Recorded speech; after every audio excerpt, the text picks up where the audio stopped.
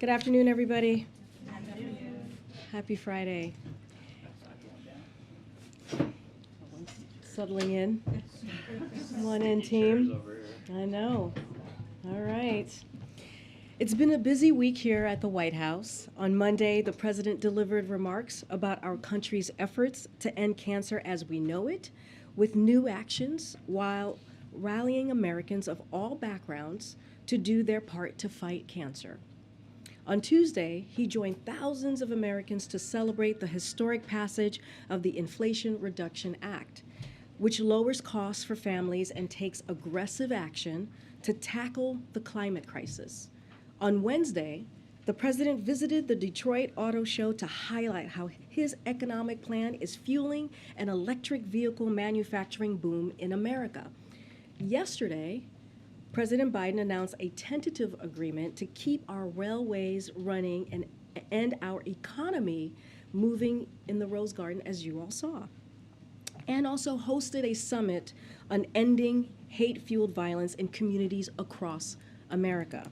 And today, we got some more good economic news. Today, state-by-state job numbers showed that unemployment rates in many states remain at historically low levels.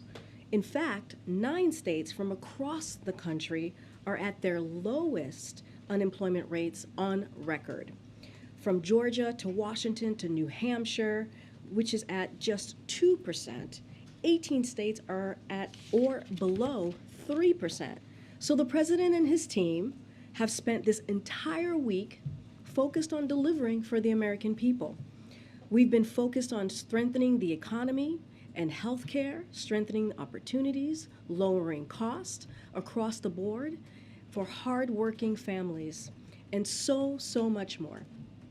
But while we've been focused on the things that matter to the American people, Republicans, well, they have spent this week sowing chaos and division, engaging in cruel political theater, and working to roll back rights and benefits that Americans have enjoyed for generations. Literally every day this week, they've pushed to strip women of their rights, starting with Senator Graham's proposed national abortion ban, which could send medical professionals to prison for up to 5 years. Again, up to 5 years. West Virginia signed into law a state ban on abortion with virtually no exceptions, and Indiana's radical ban went into effect just yesterday. But that's not all. That's not all that Republicans electeds have done this week. Yesterday, 2 Republican governors reportedly lured 100 asylum seekers, including children, onto planes and buses with false premises and then abandoned them on the side of a busy road thousands of miles away with nothing but Ziploc bags of their belongings in hand. These were children, they were moms, they were fleeing communism. And what did Governor DeSantis and Governor Abbott do to them? They used them as political pawns, treated them like chattel in a cruel, premeditated political stunt. Why else would Governor DeSantis have spent the time to charter a flight to take migrants out of a different state, not even his state, a different state, and hire a videographer to capture footage of that flight, but not bother to let Massachusetts authorities know that migrant children in need of food and shelter were about to land on their doorstep? These vulnerable migrants were reportedly misled about where they were headed, told they would be headed to Boston, misled about what they would be provided when they arrived, promised shelter, refuge, benefits, and more. These are the kinds of tactics we see from smugglers in places like Mexico and Guatemala. And for what? A photo op? Because these governors care about creating political theater than creating actual solutions to help folks who are fleeing communism, to help children, to help families. Instead, they want to do political stunts. President Biden put forward a comprehensive immigration reform package on his first day in office and secured record funding for the Department of Homeland Security. We once again invite Republicans to support both. President Biden will remain focused on strengthening and uniting our country, even if extreme Republicans leaders remain hell-bent on doing the complete opposite. With that, we'll get started with our NSC friend, John Kirby. Admiral John Kirby is here today. I know you guys had some questions about UNGA and the trip that the president will be taking to the UK this weekend. So come on up, John. Thanks, Karine. And then I'll take your questions afterwards. Good afternoon, everybody. I think, as you all know, high-level week of the 77th session of the United Nations General Assembly takes place next week. This year's high-level week is on track to potentially set a new record for leader-level attendance. As President Biden has made clear, since taking office, the United States is committed to renewing our engagement with all regions of the world as we partner on tackling the most pressing challenges affecting us. A core message that I think you're going to hear from leaders across the U.S. government next week is that respect for the core principles of the international order is needed now more than ever. And just quickly, let me dive into some of the highlights of the schedule. On Tuesday, the 20th of September, Secretary of State Blinken will co-chair the African Union, European Union, and Spain, co-chair with them, the Global Food Security Summit, which also will be co-hosted with Indonesia, Germany, Nigeria, and Colombia. The goal of the summit is to reaffirm the commitment of world leaders to act with urgency and at scale to respond to the pressing global food crisis and avert famine for hundreds of millions of people around the world. On the morning of Wednesday, the 21st, the President will address the United Nations General Assembly, and Wednesday afternoon, he will host the 7th Replenishment Pledging Session for the Global Fund to fight AIDS, tuberculosis, and malaria.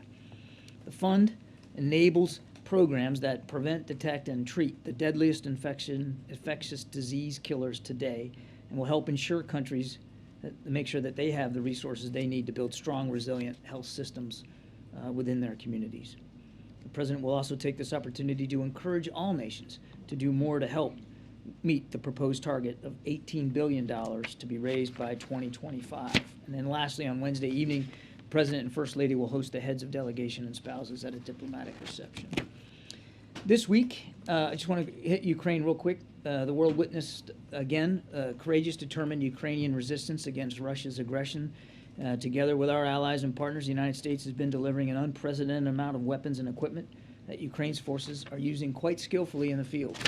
And you just saw, I think yesterday, last night, we announced our 21st package of security assistance using presidential drawdown authorities. This is a $600 million package that includes ammunition for those HIMARS systems that you're all familiar with now, the high mobility artillery rocket systems. Tens of thousands of artillery rounds, additional counter unmanned aerial systems and mine clearing equipment, small arms and ammunition. There's a lot more in the package. We're going to continue to provide Ukraine with key capabilities to meet their evolving battlefield requirements, and they are evolving battlefield requirements.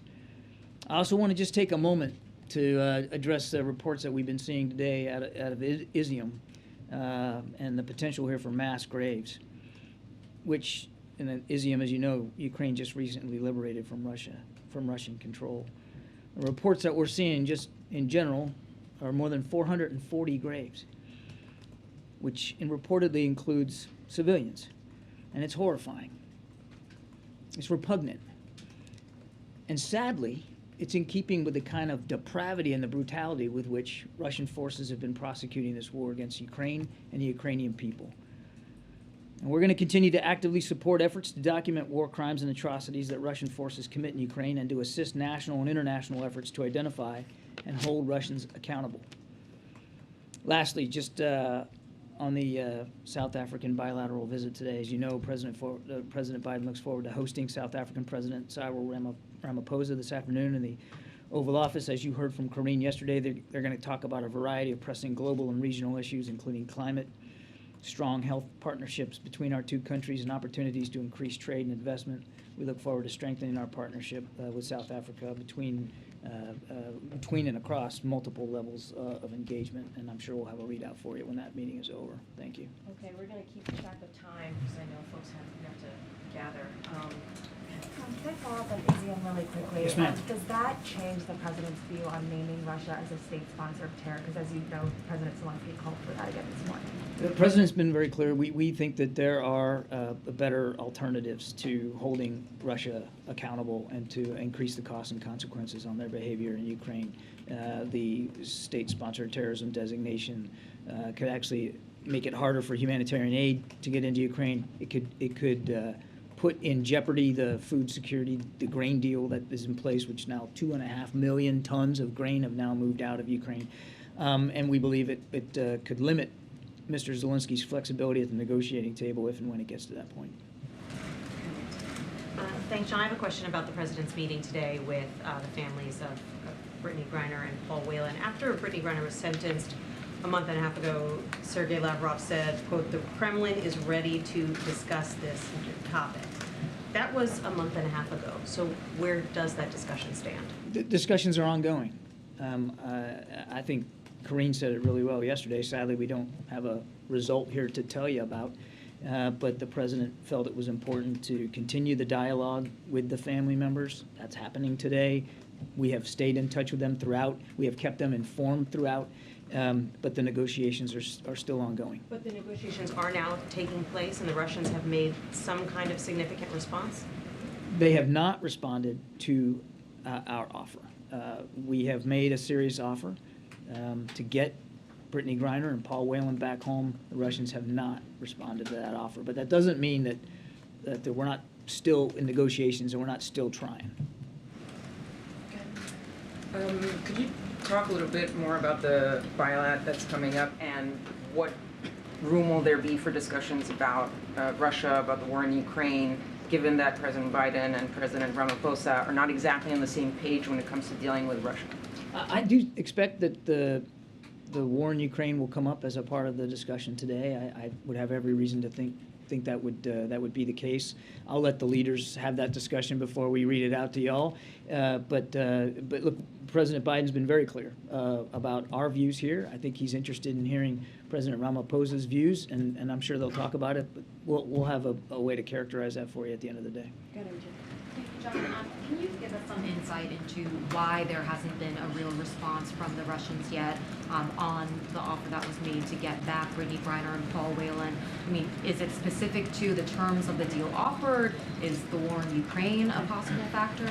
I mean, man, if we had the answer to that question, we might already have a deal. I think that's a better question put to our Russian colleagues. We made a serious offer. We want them to accept it. Frankly, these two individuals ought to be home anyway, period. But we understand that that's probably going to have to be the result of a negotiating process, one that we're willing to participate in honestly and fully, and we've been doing that. And we await them to take the offer that's on the table. Can you speak to the president's level of confidence right now on bringing these two people back to the What I can tell you is what I can tell you for sure is the president is not going to let up. He's confident that this is going to remain at the forefront of his mind and his team's mind, and they're going to continue to work this as hard as they can. We want these two individuals home, back where they belong with their families. They should be there already. Okay, just a few more. Thanks, Karine. Actually, sorry, Steve, Maybe it I can was go me. after I you. have a follow-up on the South Africa bilat today. No fighting. No, we're friends here. So on China's growing influence on the continent, what can the U.S. offer to South Africa and other SADC countries to counter that growing influence? And then also, I just want to let you know that the president of South Africa just criticized the pending, it's called the Countering Malign Russian Activities, and help me out here. Well, I can't, I'm afraid. Well, you're going to have to try that again. Activities in Africa bill. Oh. When he said it is, quote, punishing those who hold independent views. Is that the administration's view of this pending legislation? Are you trying to punish African countries that are hesitating to condemn Ukraine? I think we're reticent, as always, to talk about pending legislation. But just broadly speaking, there's no punishment here intended for anybody. Every nation, look, the core of the issue at stake in Ukraine, aside from the lives and livelihoods of millions of Ukrainians, is the issue of sovereignty. a nation's right to decide for itself what bilateral relationships it has and how it conducts those bilateral relationships. The United States isn't making anybody choose between us and somebody else, either whether it comes to Ukraine or in the Indo-Pacific region. We respect sovereignty. That's what the administration, that's the approach that we have taken throughout this. So there's no punishment. And as for your first question, I think I mentioned it at the top. I mean, clearly we want to talk about trade and investment with President Ramaphosa. Again, I don't want to get ahead of the meeting and the results of it, but we are South Africa's third largest trading partner. So there's an awful lot. 600 companies, United States companies, are in South Africa. There's an awful lot to talk about there. And as you saw in the G7 leaders, and of course, President Biden was right there at the forefront there, launching this global fund for infrastructure and investment. I mean, there's an awful lot of opportunities here for more developed nations to continue to provide investment opportunities to lower and middle income countries so that they can improve their own infrastructure and their own healthcare, their own education, and their own economic development. And I think, again, back to my point about the UN General Assembly, I think you're going to hear more from the president in New York next week on that. Just a couple of Thanks.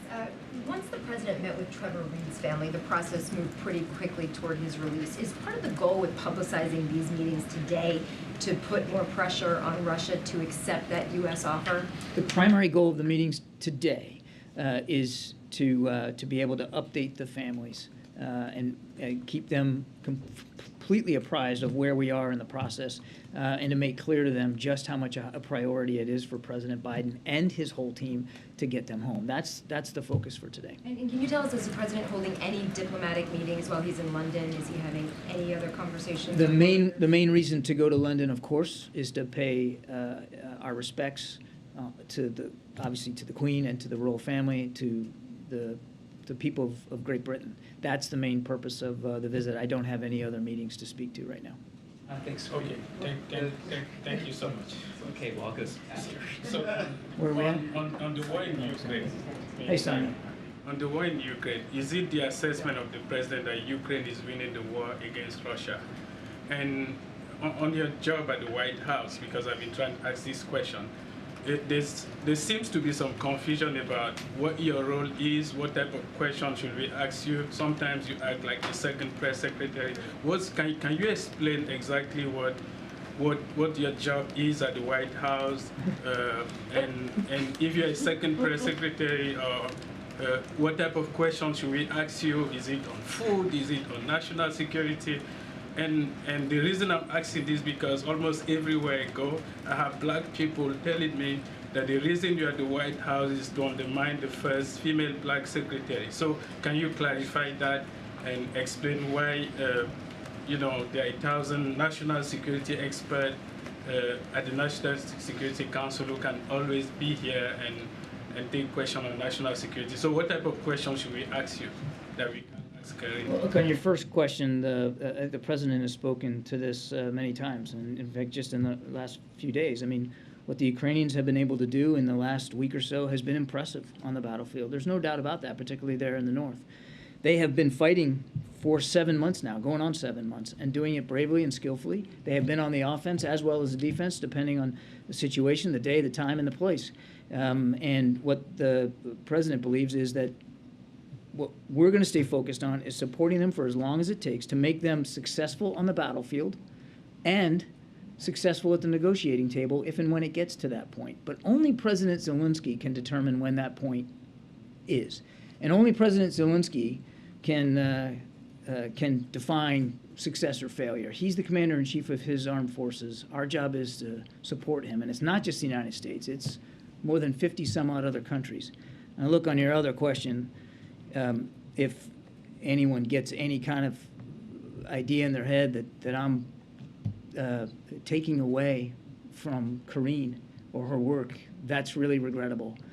And I'm very sorry that that's any impression that anybody would have. I am simply working at the National Security Council on national security communications, and with her good graces, I'm able to come up here every now and then to talk to you about simply national security issues. That's my portfolio. That's where I'm limited. That's where I'll stay, and I do it at her invitation and with her approval to come up here. So that's the focus. I'm happy to answer national security questions, and that's about it. Thanks, John. We're going to do like one last question just to get us back on track. Go ahead, please. Thank you so much.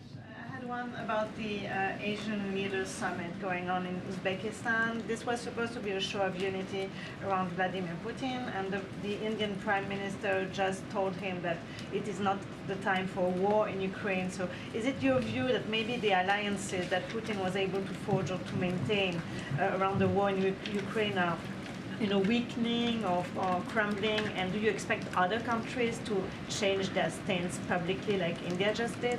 I think labeling what Mr. Putin's relationships as an alliance is stretching the word alliance way, way beyond its limits.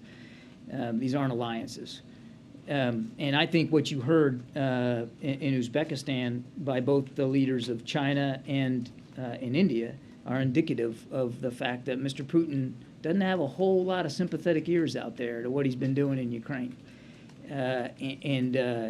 He is only further isolating himself from the international community. We don't believe that now's the time to be doing any business as usual with Russia with respect to what they're doing in Ukraine. Again, look at what the imagery out of Izium. I don't know how any world leader can look at that and determine that it's okay to do business as usual with Russia. And I think you're starting to see even countries who were not vociferous and strident in opposing him are beginning to question what he's doing in Ukraine, and rightly so, because it's just brutal. It's absolutely depraved and brutal. And I think it's becoming more and more obvious to the rest of the international community what Mr. Putin and his soldiers are capable of in the worst possible way. That's what I'll go. Thanks, John. Thank you. Okay. All right. Go ahead. And I know we have to get over soon, but Yeah. can you stay for like an extra 10 or 15 minutes since we've I already don't started? think I can because I think there's a pool spray. No, but There's the a- pool will go, but if you could stay for an extra few minutes. Okay. Questions. Oh, okay. I was told that I could not by folks, so we'll just start. Why don't we just start and we'll see where we end up. I just wanted a couple of follow-ups on UNGA. I know Kirby said no formal meetings in London for now, but can you talk about whether he would meet with the new British Prime Minister at UNGA? Again, nothing to announce at this time. When we have something to announce, of course, we will share that with all of you. I'm not going to go beyond what Kirby shared. Do you have any details on how President Biden is preparing for his UNGA address, how he's working on the speech, or anything along those lines? Yeah, well, as you know, this is not his first UNGA visit as president. It's the usual. He works with his team, his speech team, and his senior advisors on the speech. He's very much involved in edits and making sure that he communicates what is the most important for the American people as it relates to domestic issues, as it relates to how foreign policy issues, international issues, affect the American people. I don't have much more to share. Clearly, next week will be a big week at UNGA, and he will look forward to joining other heads of states in delivering a message on behalf of the American people. I don't have much more to share than that. Okay. I wanted to ask if the White House plans any legal responses for the state sending migrants on buses, and secondly, if there's plans to reimburse those cities or provide funding for how they're handling that. So on your first question, it's basically we're referring. I was asked a question like this yesterday to Department of Justice on any legal actions that might be taken or being looked at. Certainly, that is for them to take a look at. As far as how we're supporting cities, so as we've done many times, in response to repeated attempts by these Republican officials to create chaos and confusion at the border. We are working to manage the consequences of including this latest political charade that we're seeing. So FEMA regional administrators have been meeting with city officials on site to coordinate available federal support from FEMA and other federal agencies. Funding is also available through FEMA's Emergency Food and Shelter Program to eligible local governments and non-for-profit organizations upon request to support humanitarian relief for migrants. We'll continue to do what we can as a federal government to support these cities as we rebuild our asylum processing system after it was gutted by the Trump administration. Okay, good. You've said multiple times that the bilat today is going to include discussion of trade. Does the administration actually have something new to offer South Africa on that front? Is there going to be any discussion about a free trade agreement, anything along those lines? So I'm not going to get ahead of the two leaders who are about to meet shortly and have that bilat. There will be a readout. Clearly there'll be a pool spray at the top. I'm just not going to get ahead of what they discussed. And do you have any reaction to the Democratic-led Senate basically pushing off this vote on codifying same-sex marriage rights until after the midterm elections? So I talked a little bit about this yesterday. Clearly, when we look at same-sex marriage, it is an issue that is supported not just by Democrats but also Republicans and independents. And we're going to continue to encourage Congress to act, to make sure that they act on an issue that is what majority of Americans agree on, what majority of Americans support. So we'll continue to have those conversations with members of Congress. Clearly, this is something that this president has supported for many, many years, that he's been a leader when it comes to, in particular, LGBTQ rights, but also this same-sex marriage. And so we encourage Congress to act. Do we need to do that now? We think it's an important issue that needs to be seriously looked at and thought through. Again, this is something that just Democrats, but also independents and Republicans support, and there is a majority consensus on that, and Congress should act. Quick follow-up on the migrants issue. Can you clarify whether a legal determination is being made right now on whether the actions that are being taken by some of these Republican governors are legal or not? Again, that is something that the Department of Justice is going to handle. For any potential legal actions, this is not something that's going to be happening from here. And then just in terms of what some of these cities and local municipalities are dealing with, will potentially have to deal with in the future with the arrival of groups of migrants in this fashion, is there going to be, or is there already sort of federal guidance that is being given to these different places for exactly how they should handle things logistically, on a humanitarian level? So again, we're offering support through FEMA. Look, this is an issue, and we have been clear about this.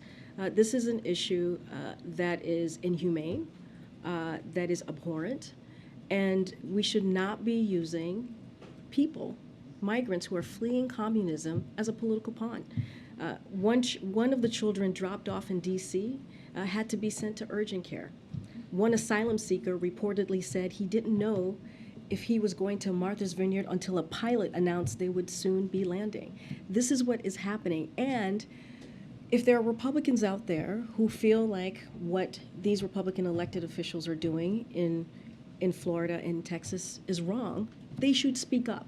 They should be part of helping to stop what is currently happening with these children and with these families. So is it fair to say that when this kind of thing happens going forward, it is FEMA whose presence we should expect to see in these cases?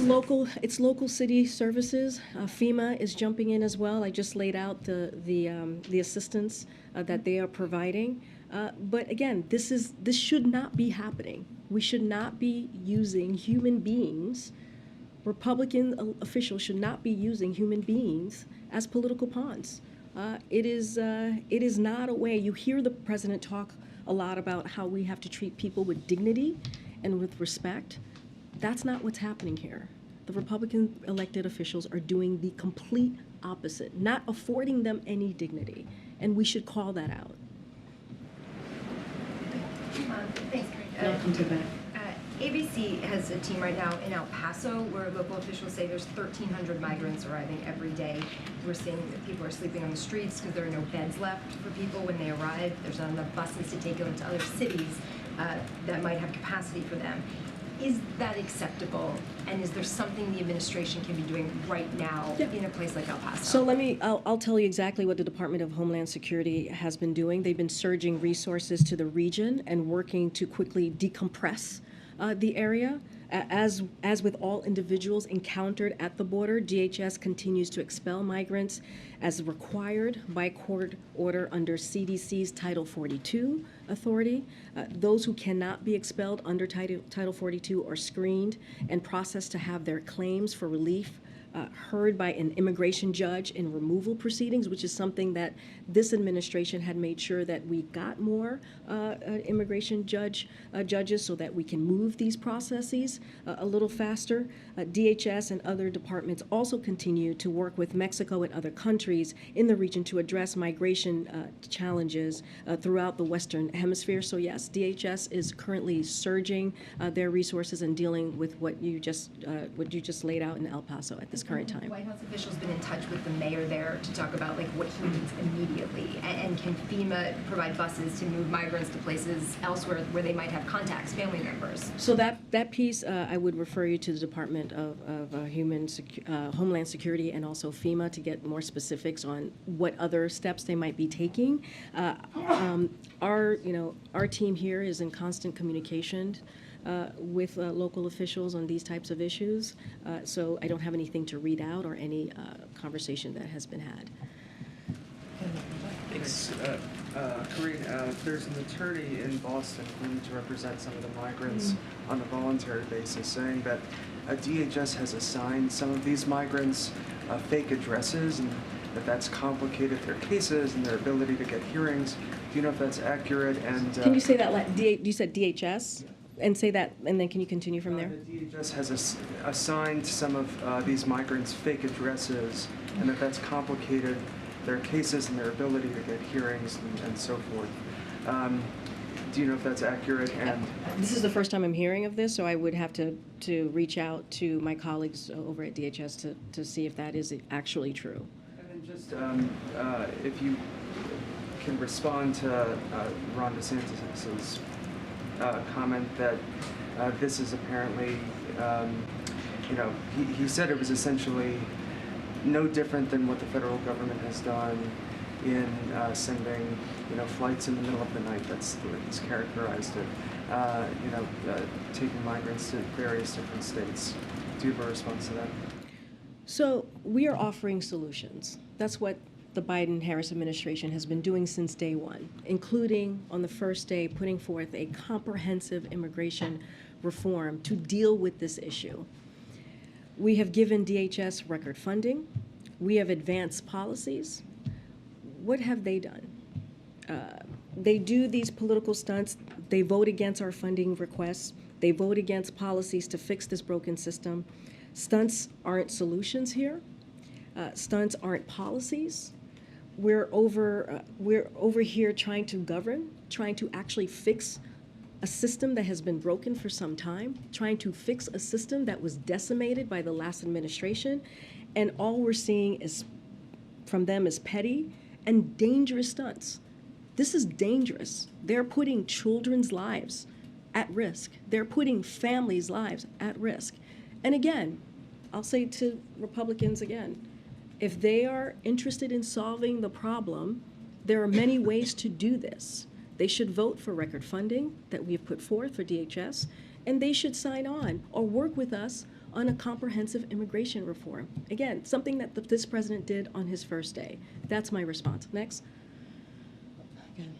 On Brittany Griner and Paul Whelan, can you elaborate on what the administration is doing at this point in negotiations with Russia for their release? Because Kirby said that there's an offer on the table, they're waiting for Russia to take it, but that doesn't mean that the U.S. still isn't negotiating and trying. So what does that look like? So our national security team is in regular touch and has been putting this as a priority when it comes to bringing Paul in regular touch with the negotiation team, with Russia, and making sure that they're fighting for Paul and Brittany to come home as soon as possible. That is the goal. We want to make sure that they come home safely. We have been very clear that Russia should take this offer. It is a substantial offer. And we get it. We get how hard this could be for their families. This president understands how hard it is for families. And they are both being wrongfully detained. And we're going to continue to do everything that we can, working tirelessly every day to make sure that we get them home. That is why this meeting is so important that he's having with these families. He wants to make sure that they understand that they are at front of mind, that Brittany and Paul are at front of mind for this president and his team, and that we're going to do everything that we can, working day and night, having those conversations, and making sure that we get them home. We don't want to get too far into the negotiations or get into negotiations at all.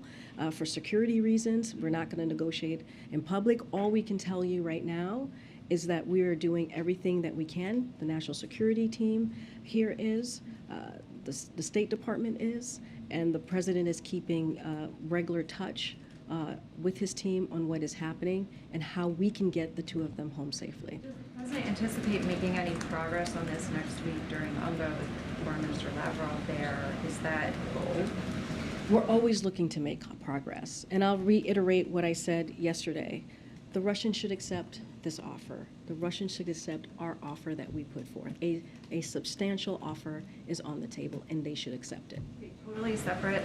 The White House announced that the president's going to go to Florida soon to hold a rally. Can you just clarify, was that already on the books, or is that something that's in response to Governor DeSantis? It was already on the books. As we have said, just to add, we said this in August, the president is going to be traveling across the country. As we saw in early August, there were a bunch of legislation, like economic legislation, that we saw success from Democrats in the House and the Senate. And so he's going to go out there, talk about the CHIPS and Science Act. He's going to talk about the Inflation Reduction Act. He's going to talk about the wins that we have had over the last 19 months. Let's not forget the bipartisan infrastructure law and how the American Rescue Plan got us back on track. And so he's going to have those conversations directly with the American people. And as you know, Joe Biden likes to talk directly to American people and have that conversation face to face. So that's what we're going to continue to do. Go ahead.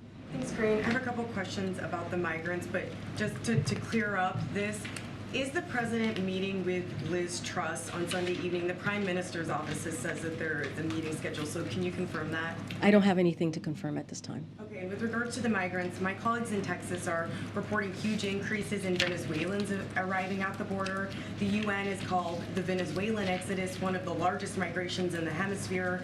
So what is the White House doing about this migration pattern, and why can't the federal government provide shelter or immediately boost other controlled transition services as it did with the Afghans? So first, when it comes to Venezuelans, we announced TPS last year, and I could give you a little bit of that. It was determined by the Department of Homeland Security. My understanding is there's no plan to redesignate that. DHS did in July extend the designation of Venezuela for temporary protective status, that's TPS, for 18 months. We have put appropriate recusals in place for individuals in the White House office who may directly or predictably benefit. Oh, this is something else that just got added on here. I apologize. But then again, just to go back for a second, for 18 months, that's what we extended it to in July. What about shelter? So as I mentioned before, DHS is involved in surging resources. And so, again, I would point you to them directly on what they're doing on the ground. But look, with Secretary Mayorkas's leadership, we have 23,000 agents and officers and more than 1,200 individuals, support personnel working to secure our nation's borders. And so, again, we are going to continue to do the work while folks are trying to, while encountering individuals at the border, and making sure that we protect our border as well. But I don't have any more specifics on what we're specifically doing for transportation. I would point you to DHS.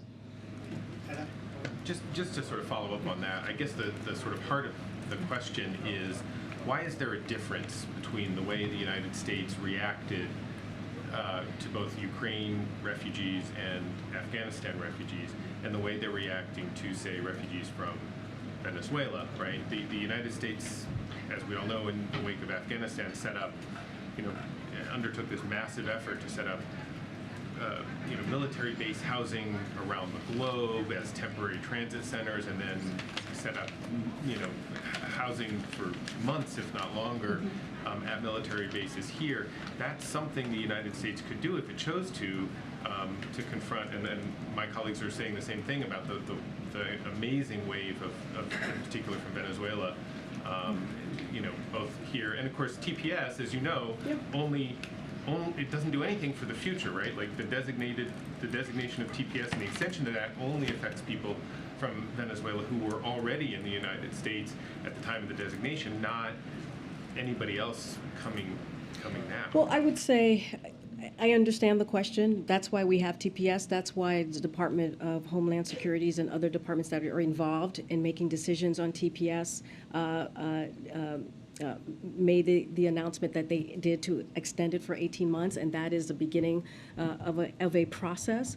But I would also say it's very different than what we see in Ukraine at the time, when you have a unprovoked war, a brutal war that was started by the Kremlin, and we needed to act in that moment, in a different way in that moment. In Afghanistan, we had our friends, right, our U.S. nationals that were there, but also our friends who have helped us for the last two decades before this president decided to end the war in Afghanistan. And so we had to make sure that we kept those commitments to the Afghan people. And so we did that. And look, we're going to have continued, this is something for the Department of Homeland Security to decide on when it comes to TPS. We are doing all the work that we can at the border at this moment to address what we're seeing. But again, I wouldn't conflate. Those are all of the things that you just mentioned with Venezuelans and Afghanistan and Ukraine are three different scenarios that were handled very different ways to meet the moment that we were in. Go ahead. Karine, just on the migrant issue, is the administration considering moving some of these migrants from these border communities to other parts of the country to relieve some of the crowding that we've seen on the border? So there's always conversations happening about how to deal with changing circumstances at the border and improve border processing systems. I don't have any new policies to preview from here, but what I will say is we could be doing a lot more to rebuild our immigration system. As I just mentioned, on day one, the president put forward an immigration policy, legislation, which we got to remember, this immigration system was also decimated and gutted by this last administration. So again, if Republicans officials would stop blocking comprehensive immigration, if they would stop doing these political stunts and working with us, we want to work with them on solving this. And there's ways to do that, whether it's record funding that is provided to DHS or this comprehensive immigration bill. And so, again, instead of doing these political stunts, putting migrants at risk, children and families at risk, why don't they join us in trying to fix this problem at the border? And I know you keep referring us to DOJ, but isn't it accurate that members of the cabinet are involved in this issue, as well as White House officials, that this is going beyond DOJ, though, isn't this? It is not something, as I just stated, it is not something that's being considered here. The legal actions is not something that's being considered at the White House. That is something that the Department of Justice. Yeah, the cabinet is involved in looking at this problem as a whole, right? Cabinet is involved in looking, if you think about DHS, if you can think about other cabinet members, they are always looking at how to solve issues like this. Well, we have actually never seen anything like this, such a political play by Republicans officials. But again, as it relates to the legal action, I can speak to the legal actions, that's the Department of Justice. Yes, madam. Okay. Thank you, Karine. On Brittany Griner and Paul Whelan, as the U.S. awaits the formal response to its offer from Russia, what negotiating channels remain open? Again, I'm not going to get into specifics on how we're negotiating here.